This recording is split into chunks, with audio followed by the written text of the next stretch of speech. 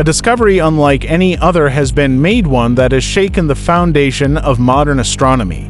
When the James Webb Space Telescope turned one of its enormous mirrors toward a remote corner of the cosmos, scientists anticipated finding more of the same: distant galaxies, exoplanets glowing nebulously, or distorted light trails bent by gravity. Instead, they saw something alien so incomprehensible that even the most seasoned researchers were left in stunned silence. At first glance, the data looked like the signature of a dense galaxy cluster, a massive gravitational mass that transforms light streaks and arcs. But as Webb's infrared filters cut deeper into the observation, the heart of the cluster revealed an anomaly unlike anything ever documented.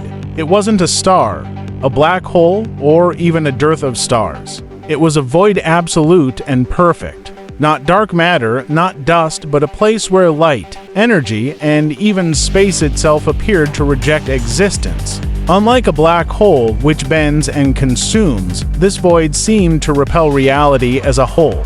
Light did not fall inward. Instead, it bent sharply away from the boundary, as if spacetime itself wanted no part of it. This discovery defied every rule. Black holes scatter and distort radiation even as they consume. This object reflected nothing, emitted nothing, and caused no gravitational lensing of its own. The area resembled a wound in the universe, a tear in the fabric of reality itself. The physical laws followed everywhere else suddenly failed.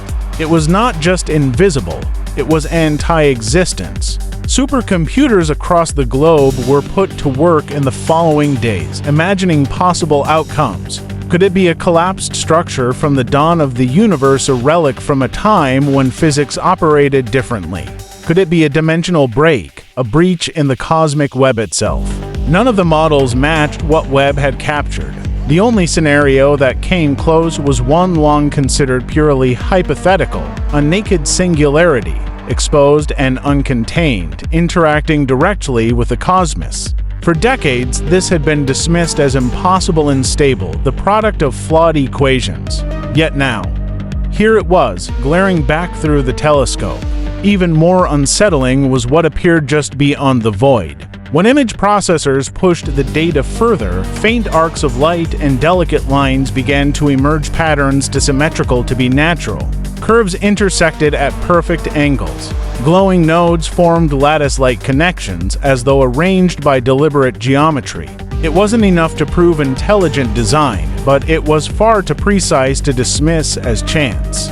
Even stranger, the formation only appeared in a narrow band of the infrared spectrum, the exact range Webb was designed to observe. It was as if something had been waiting to be seen, or worse, had designed itself to be visible only when the right eye was watching. Inside observatories and research institutions, debates grew heated. Was this coincidence? A cosmic alignment? Or had humanity stumbled upon evidence of something far beyond comprehension? The possibility that the act of observing itself had triggered the phenomenon sent ripples of unease through the scholarly community. If this void and its patterns had been invisible until now, had Webb uncovered them by accident, or had the telescope itself been part of the plan from the very beginning? The scale of the phenomenon only deepened the terror. Initial calculations suggested the void spanned hundreds of thousands of light years, large enough to swallow entire galaxies. Yet it pulled on nothing. It consumed nothing. Instead, stars and gas clouds drifting too close seemed to unravel, fading into fragments that stretched out before vanishing silently. No flashes, no radiation, no trace. It appeared as though their very existence had simply been erased. Background radiation studies soon followed. They hinted that this wasn't an isolated event. Subtle cold spots, previously dismissed as statistical noise, were re-examined. Patterns emerged, symmetries, echoes, faint traces suggesting that other voids might already exist, hidden just beyond the reach of older instruments. Webb had merely revealed the first clear one. The implications were staggering. This was not just a new celestial body. This was something that mocked the very structure of reality, something that did not follow the rules of matter, energy, or spacetime. The universe had always been thought of as a vast machine governed by consistent laws. Now, It looked more like a stage one where forces beyond human comprehension might still be at play.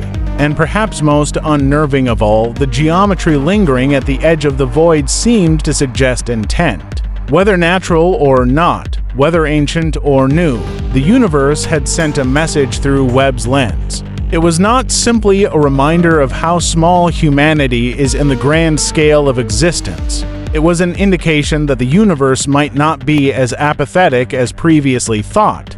When the James Webb Space Telescope fixed its golden mirrors on a distant region of the universe, scientists predicted a breathtaking glimpse of the early universe. Instead, they were presented with an image so unsettling, so utterly alien, that it shook physics to its very foundations along with philosophy and even human imagination.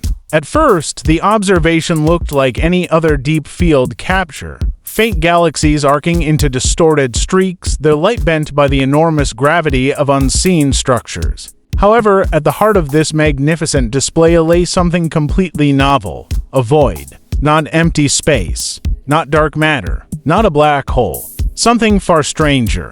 It was a void where light, energy, and even the scaffolding of reality itself appeared to fall apart. In contrast to black holes, which sway, consume, and reject, this anomaly defied existence. Light bent not inward, but sharply away, as though spacetime itself recoiled from contact. Scientists quickly discovered this was not destruction as normally understood. What Webb had captured suggested something deeper, the annihilation of information rather than matter itself. This posed a terrifying paradox. If information could be truly lost, irretrievably erased, then the very foundation of quantum theory, the principle that no information can be destroyed, would collapse. Not only was it an astronomical discovery, it was a direct assault on the rules that governed physics. Among the first to respond were mathematicians dissecting the void's strange geometry. Its structure echoed properties of non-Euclidean space, as though the region obeyed rules from a different branch of reality.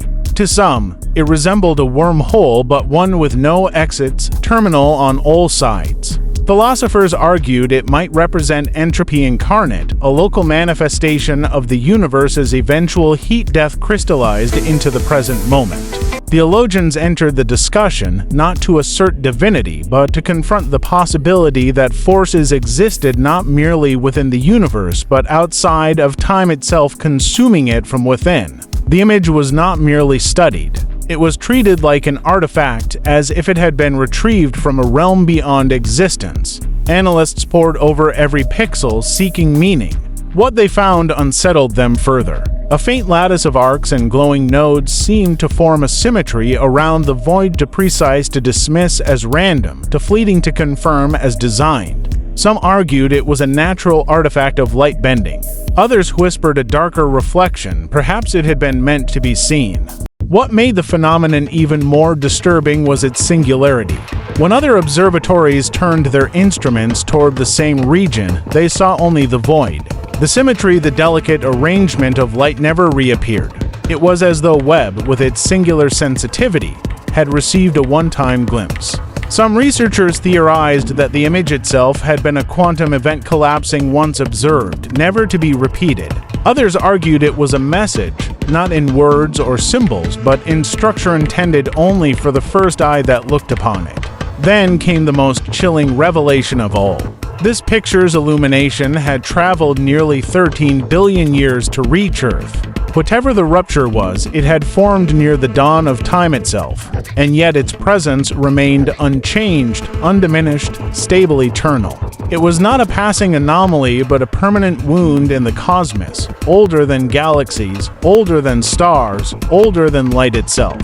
It was like looking into a room where existence had failed. The implications rippled outward. If such voids existed, were there others? Cold spots in the cosmic background, radiation once dismissed as statistical noise, were now being re-examined with fresh skepticism. What if this was not an isolated scar, but part of a hidden network of ruptures scattered across the universe?